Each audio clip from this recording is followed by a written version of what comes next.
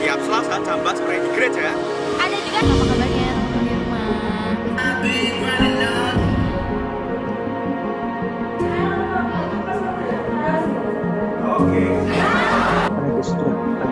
Baik, acungi jempol dong, acungi.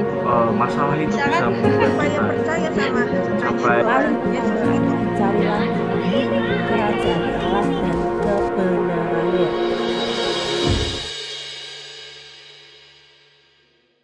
Shalom God Troopers, apa kabarnya teman-teman di rumah? Pastinya dahsyat luar biasa ya. Oke, kita mau siapkan hati kita hari ini. Kita mau menyembah Tuhan bersama, kita mau memuji Tuhan bersama.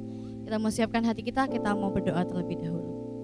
Tuhan Yesus, terima kasih Tuhan untuk berkat-Mu pada setiap kami Tuhan. Terima kasih Tuhan Yesus, kami masih dapat beribadah walau di tempat kami masing-masing. Tapi kami percaya Tuhan Yesus, urapan yang sama Tuhan turun kepada kami Tuhan, mengurapi setiap kami Bapa. Tuhan Yesus, kami siap untuk memuji dan memuliakan nama-Mu. Hanya dalam nama Tuhan Yesus kami sudah berdoa dan mengucap syukur. Haleluya. Amin. Oke God Troopers, ayo kita mau memuji Tuhan bersama-sama. Kita mau bangkit diri, kita mau semangat, kita mau memuji nama Tuhan.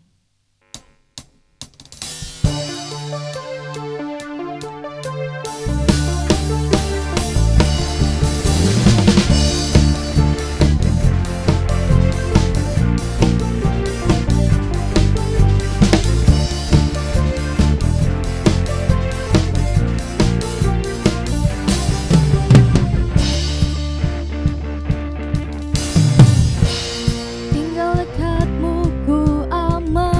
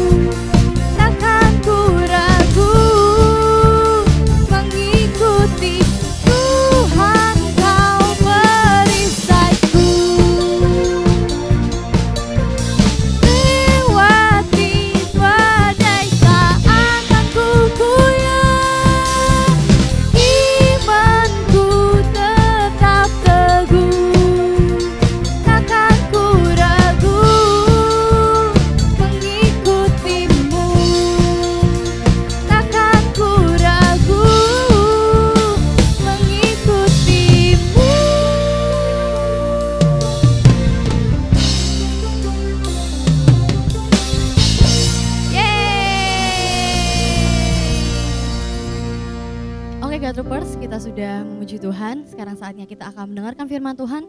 Kita mau siapkan hati kita mau sembah Tuhan, kita mau datang kepadanya, kita mau jadi pribadi yang berkenan untuk Tuhan.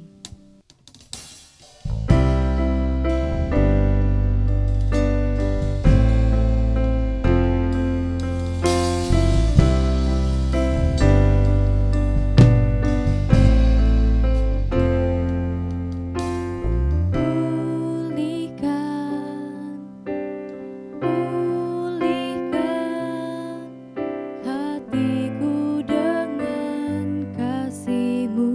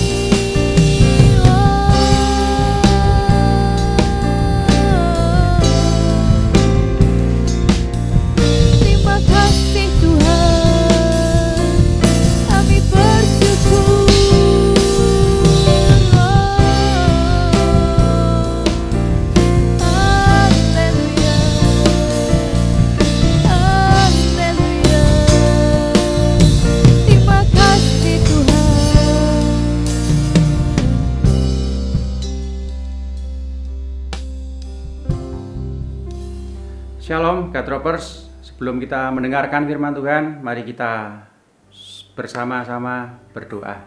Tuhan, terima kasih buat hari yang Tuhan berikan, buat kesehatan yang Tuhan berikan. Pada kesempatan ini Tuhan, kami mau memakai waktu kami sebentar Tuhan. Kami mau invest dengan firman Tuhan untuk mendengarkan firman-Mu Tuhan. Berilah setiap kami Tuhan agar mengerti akan firman-Mu dan firman-Mu tinggal di dalam hati kami. Terima kasih Tuhan, urapi setiap kami, baik yang ada di rumah dan dimanapun adik-adik teman-teman berada. Tuhan menjamah, Tuhan mengurapi, sehingga firman-Nya boleh bekerja di dalam hati setiap kami. Terima kasih Tuhan, haleluya. Yang siap mendengarkan firman Tuhan, yuk sama-sama katakan amin. Shalom semuanya. Hari ini Om Rudi mau sampaikan satu firman Tuhan, yaitu mengenai sikap kita. Bagaimana setelah kita diberikan kemerdekaan oleh Tuhan. Beberapa hari yang lalu, 17 Agustus ya, Indonesia merayakan hari ulang tahunnya yang ke-76. Bukan waktu yang sedikit, tetapi 76 tahun Indonesia sudah merdeka, Indonesia sudah diberikan kemerdekaan. Demikian juga kita sebagai anak-anak Tuhan tentunya sudah diberikan kemerdekaan, bebas bisa melakukan apa saja. Tapi mari kita belajar hari ini sikap seperti apa setelah kita diberikan kemerdekaan. Yuk mari kita baca firman Tuhan di dalam Rut pasal yang pertama, ayat yang pertama sampai dengan ayat yang ke-8. Demikian firman Tuhan. Pada zaman para hakim memerintah ada kelaparan di tanah Israel. Lalu pergilah seorang dari Bethlehem Yehuda bersama istrinya dan kedua anak laki-laki ke daerah Moab untuk menetap di sana sebagai orang asing. Nama orang itu ialah Elimelech, nama istrinya Naomi, dan nama kedua anaknya Mahlon dan Kilion. Semuanya orang-orang Efrata dari Bethlehem Yehuda. Dan setelah sampai ke daerah Moab, diamlah mereka di sana. Kemudian matilah Elimelech, suami Naomi, sehingga perempuan itu tertinggal dengan kedua anaknya. Keduanya mengambil perempuan Moab, yang pertama bernama Orpa, yang kedua bernama Rut, dan mereka diam di situ kira-kira 10 tahun lamanya. Lalu matilah juga keduanya, yaitu Mahlon dan Kilion, sehingga perempuan itu kehilangan kedua anaknya dan suaminya. Kemudian berkemaslah ia dengan kedua menantunya, dan ia pulang dari daerah Moab, sebab di daerah Moab ia mendengar bahwa Tuhan telah memperhatikan umatnya dan memberikan makanan kepada mereka. Ayat yang ke-7, maka berangkatlah ia dari tempat tinggalnya itu bersama-sama dengan kedua menantunya ketika mereka sedang di jalan untuk pulang ke tanah Yehuda. Cerita singkat ini mengisahkan di mana keluarga Elimelech ketika berada di Bethlehem mengalami kelaparan. Elimelech membawa keluarganya, yaitu dengan istrinya Naomi dan kedua anaknya laki-laki, pindah ke daerah Moab. Daerah Moab adalah daerah yang tidak menyembah Allahnya lain dengan Allah Israel. Dan di daerah Moab, kedua anaknya laki-laki ini mempunyai istri yang bernama Orpa dan satunya bernama Rut. Singkat ceritanya, Elimelech meninggal dan kedua dari anak Elimelech dan Naomi, yaitu Mahlon dan Kilion, juga meninggal. Jadi tinggallah Naomi, Rut, dan Orpa, 3 wanita, 3 janda yang ditinggalkan oleh Elimelech dan kedua anak laki-lakinya. Apa yang dapat kita pelajari dari kejadian ini, peristiwa ini, di dalam kita menyikapi bahwa kita sudah diberikan kemerdekaan, dibebaskan oleh darah Yesus, di mana Yesus terpaku di kayu salib membebaskan dosa setiap kita. Yang pertama kita belajar dari kisah ini, yaitu memiliki pendirian yang teguh. Setelah Naomi mendengar bahwa Israel dipulihkan kembali, sudah tidak kelaparan kembali, Naomi ingin kembali ke Bethlehem. Naomi juga menawarkan kepada kedua bekas menantunya, yaitu Orpa dan Rut. Apa kata Naomi? Pergilah, kembalilah ke orang tuamu. Secara hukum sudah tidak ada ikatan karena suami Orpa dan suami Naomi sudah meninggal. Naomi dan Orpa adalah orang yang bebas menentukan pilihannya, tidak terikat apapun. Sampai 4 kali Naomi berkata kepada Rut dan Orpa. Di tengah jalan sebelum Naomi meninggalkan Rut dan Orpa, 4 kali Naomi mengatakan, pergilah, kembalilah, pergilah, kembalilah, pergi dan kembali bersama ibumu. Di tengah jalan, Orpa mengambil keputusan. Setelah berpelukan dan menangis, Orpa kembali ke daerahnya. Orpa kembali kepada orang tuanya yang di daerah Moab. Tetapi apa yang dilakukan Rut? Kita belajar dari Rut. Rut tetap pada pendiriannya. Dalam ayat yang ke-14, demikian firman Tuhan, menangislah pula mereka dengan suara keras. Lalu Orpa mencium mertuanya itu, minta diri. Perhatikan selanjutnya, tetapi Rut tetap berpaut kepadanya. Rut tetap berpaut kepadanya. Artinya Rut mempunyai pendirian yang teguh. Sekalipun Rut merdeka, Rut bisa menentukan apa saja yang dia mau. Sudah tidak terikat kepada suaminya karena suaminya sudah meninggal. Dia bisa meninggalkan mertuanya. Dia bisa kembali ke Moab. Dia bisa mengikuti mertuanya. Tetapi Rut tetap akan pendiriannya. Rut ingin mengikuti Naomi pergi ke Bethlehem. Memiliki pendirian yang kuat. Sekalipun saya lagi Rut bebas memilih. Sebagai anak muda, kita sudah diberi kebebasan, tapi kadang kita kebablasan memaknai dari kebebasan itu. Kita bebas melakukan kehendak apa saja, terjang aja, sekalipun itu dosa, dosanya sedikit nggak apa-apa lah. Yang penting terjang aja. Kita bebas menentukan apa yang kita mau sebagai anak-anak muda. Tapi tidak berlaku bagi Rut. Rut berpendirian teguh di dalam Tuhan. Adik-adik semua memiliki pendirian yang kuat di dalam Tuhan, sehingga kita tidak goyah akan kesenangan-kesenangan dunia. Kita bebas, kita ditebus oleh Tuhan. Tidak dengan barang yang fana, tapi dengan barang yang mahal. Kita ditebus. Adik-adik semua dan Om Rudi sudah ditebus, sehingga hari ini kita bisa mendengarkan, kita bisa melihat live tayangan ini itu karena kemurahan Tuhan, dan dengan bukan barang yang fana, tapi dengan darah yang mahal, dengan nyawa Tuhan terbentang di kayu salib.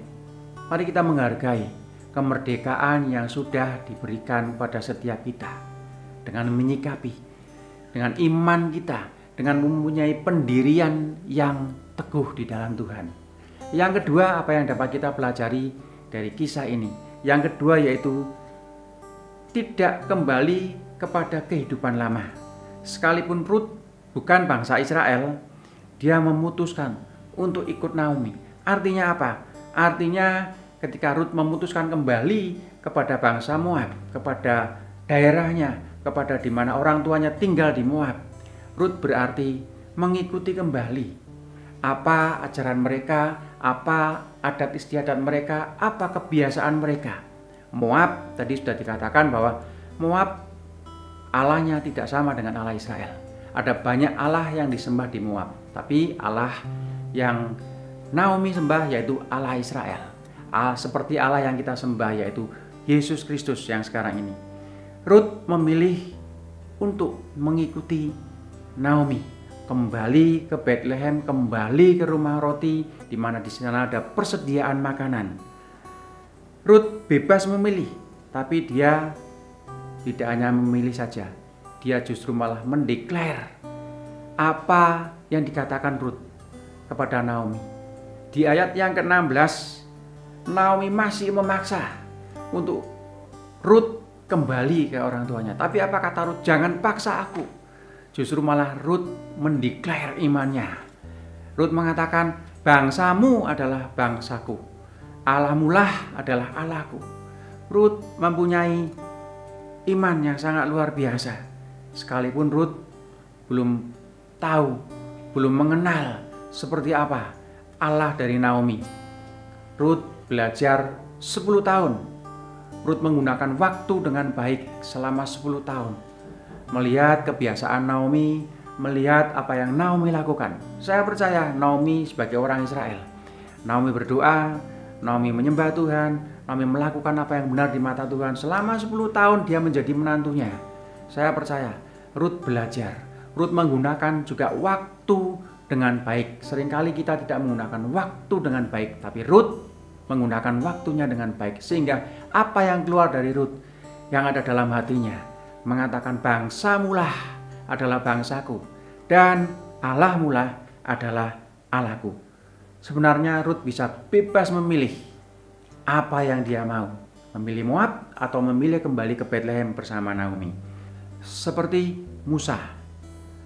Musa lebih memilih hidup menderita bersama dengan bangsa Israel daripada Musa harus kembali ke Mesir, kembali ke kesenangan lama, kembali kepada kehidupan lama. Di dalam Ibrani 11 ayat yang ke-24 dan ayat yang ke-25. Demikian firman Tuhan, karena iman maka Musa setelah dewasa menolak disebut anak putri Firaun, karena ia lebih suka menderita sengsara dengan umat Allah daripada untuk sementara menikmati kesenangan dari dosa. Ini artinya apa? Musa lebih suka bersama dengan bangsa Israel daripada kembali lagi ke Mesir. Sebetulnya Mesir adalah kesenangan buat Musa. Dia sudah diangkat oleh putri Firaun menjadi anaknya. Berkelimpahan, tidak berkekurangan Musa. Tapi Musa lebih memilih menderita. Musa artinya tidak kembali kepada kebiasaan lama. Rut juga tidak mau kembali ke kebiasaan lama. Rut mau terus jalan bersama Naomi menuju masa depan, mengikuti Allahnya Naomi. Mari kita sebagai anak-anak Tuhan yang sudah dimerdekakan, yang sudah dibebaskan dari dosa, karena tidak ada manusia yang tidak berdosa. Roma 3 ayat 23, kita semua sudah berbuat dosa. Kita sudah ditebus dan kita tidak kembali lagi kepada kehidupan yang lama. Dunia banyak menawarkan kesenangan, dunia banyak menawarkan kenikmatan. Jangan kembali ke sana. Jangan kembali kita dengan kesenangan kita, hobi kita yang bisa membawa kita kepada kesukaan dunia. Seperti Rut tidak kembali kepada kesenangannya lama. Kita sudah ditebus. Mari kita menghargai. Yang pertama tadi apa? Miliki pendirian yang teguh. 1 Korintus 15 ayat 58 berkata apa? Berdiri teguh dan jangan goyah. Dan yang kedua, jangan kembali ke masa lalu. Tinggalkan masa lalu. Terus maju, terus tatap ke depan. Sehingga kita menjadi orang-orang yang merdeka, yang mempunyai sikap di dalam kita mengisi kemerdekaan ini. Haleluya, kiranya firman Tuhan ini bisa memberkati setiap kita. Mari kita berdoa. Tuhan, terima kasih di firman-Mu yang pendek ini. Kami percaya Tuhan menjadi rema bagi setiap anak-anak muda-Mu yang mendengarkan di mana saja. Ajari setiap kami untuk berdiri teguh. Ajari setiap kami Tuhan memandang Engkau dan tidak kembali kepada kehidupan kami yang lama. Kehidupan kami yang lama yang penuh dosa sudah Tuhan hapus. Dan kami mau menuju kepada Engkau ya Bapa sebagai fokus hidup setiap kami. Dan kami percaya ketika kami fokus kepada Engkau Tuhan, kami melihat Engkau Tuhan, kami berjalan seperti Rut, berjalan dengan Naomi Tuhan, menuju ke rumah roti, menuju ke Allah Israel. Tuhan akan memberkati setiap kita. Terima kasih Tuhan, terima kasih. Di dalam nama Tuhan Yesus, haleluya, amin.